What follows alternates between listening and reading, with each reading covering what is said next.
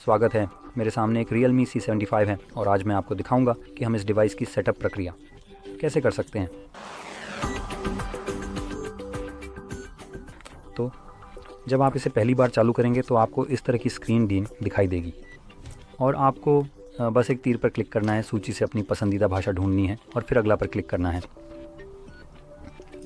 अपना क्षेत्र चुनें जो कि मेरी जानकारी के अनुसार कुछ भी प्रभावित नहीं करता है। फिर कुछ कानूनी जानकारी जैसे उपयोगकर्ता समझौता, गोपनीयता नीति पर जाएं। आप नीले पाठ विवरण देखें पर टैप करके ठीक से पढ़ सकते हैं कि आप किससे सहमत हो रहे हैं। और मैं ये बताना चाहता हूँ कि हम अगला चुन रहे हैं, सहमत नहीं।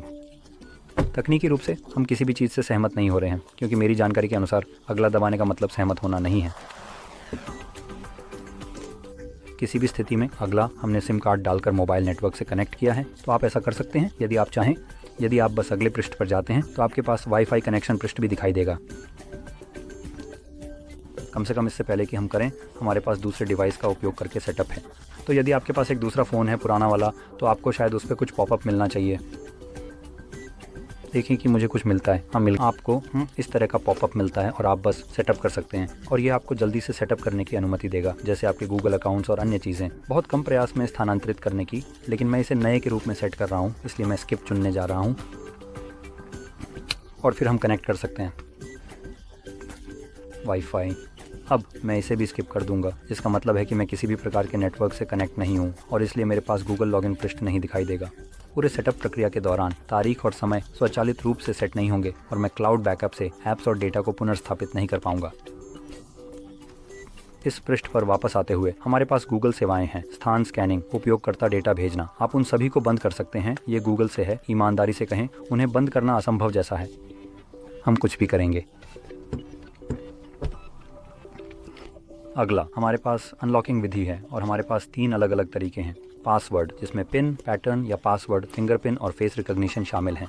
अब यदि आप इन दो में से किसी एक का उपयोग करने की योजना बना रहे हैं, बायोमेट्रिक विकल्प, फिंगरप्रिंट या फेस रिकॉग्निशन, तो आपको हमेशा बायोमेट्रिक्स के साथ डिवाइस को अनलॉक करने का एक भौतिक तरीका जोड़ने के लिए मजबूर किया जाएगा, क्योंकि ये आमतौर पर 100% विश्वसनीय नहीं होते हैं।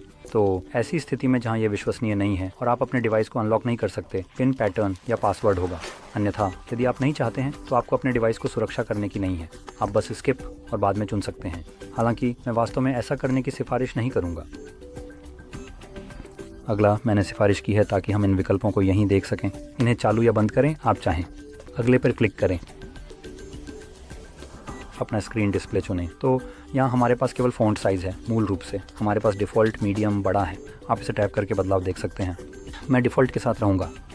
फिर अपनी नेविगेशन शैली चुनें, बटन या जेस्चर, और इससे सेटअप पूरा हो जाता है। हो गया। तो अगर आपको यह बहुत मददगार लगा तो लाइक, सब्सक्राइब करना ना भूलें और देखने के लिए धन्यवाद।